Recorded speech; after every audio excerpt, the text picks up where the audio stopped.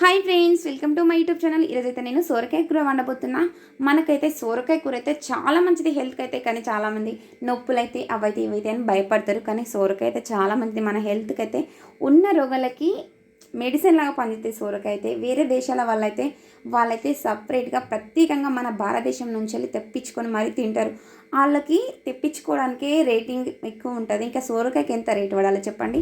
మనకు 5 రూపాయలు 10 రూపాయలు దొరుకుతూనే తినం అసలుకి.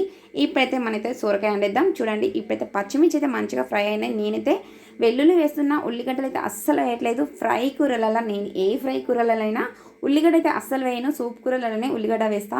ఇప్పుడైతే నేనైతే వెల్లుల్లి వేసుకున్నాకనైతే మంచిగా కలుపుకుంటున్నా. చూడండి, ఇట్లా మంచిగా ఫ్రై అయినాకనే పచ్చిమిర్చి వెల్లుల్లి ఇట్లా మంచిగా ఫ్రై అయినాకనే పసుపు వేసుకోవాలి.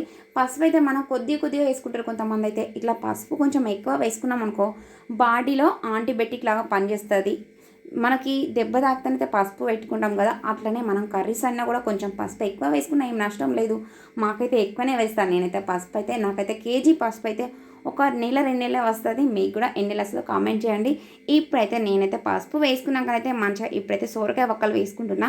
చూడండి, సోరకాయ వక్కలు వేసుకున్నాకనైతే నేను చూపించిన విధంగా మంచిగా కలుపుకోండి. ఇట్లా మంచిగా కలుపుకున్నాం అనుకో పసుపు అనేది మంచిగా సోరకాయ వక్కలకైతే మంచిగా పడుతుంది. చూడండి, సోరకాయ కూర అయితే మాకైతే చాలా ఇష్టం. మీకు కూడా ఇష్టమైతే కామెంట్ చేయండి. చూడండి, ఇట్లా మంచిగా కలుపుకున్నాకనైతే పైన వాటర్ పెట్టుకొని ఉడికించుకోవాలి. మనం ఏ ఫ్రై కూరలైనా కొంతమంది తెలియక పైన వాటర్ పెట్టకుండా తొందర అడగండి మాడిపోగొడతారు కూరని. అట్లా కాకుండా మనం పైన వాటర్ పెట్టినామనుకో కూర అనేది మంచిగా ఉడుకుతుంది. చూడండి, మధ్యలో ఇట్లా మూత తీసుకొని చూసుకుంటూ ఉడికించుకోవాలి.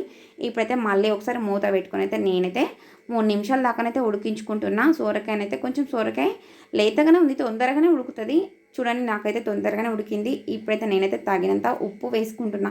కారం వేయలేదు కాబట్టి మొత్తం పచ్చిమిర్చి కాబట్టి కొంచెం ఉప్పు ఎక్కువనే పడుతుంది. చూడండి, నేనైతే ఉప్పు అయితే తగినంత వేసుకున్న తర్వాతనైతే ఇప్పుడైతే మంచిగా కలుపుకుంటున్నా. సోరకాయ వక్కలకు ఉప్పు పట్టేలాగానైతే నేను చూపించిన విధంగా అయితే మంచిగా కలుపుకోండి. చూడండి, ఇట్లా మంచిగా కలుపుకున్నాకనైతే ఇప్పుడైతే పైన వాటర్ పెట్టిన అవసరం లేదు. ఎందుకంటే పైన వాటర్ పెట్టుకుని ఉడికించుకున్నాం కదా ఫస్ట్. ఇప్పుడు ఉప్పు వేసిన తర్వాత నార్మల్ మూత పెట్టుకొని కొద్దిగంతసేపు ఉడికించుకుంటే సరిపోతుంది. ఇప్పుడైతే వాటర్ తీసేసుకొని కొద్దిగంతసేపు అయితే నార్మల్ మూత పెట్టుకొని ఉడికించుకోండి. చూడండి ఎంత మంచిగా ఉడికిందో.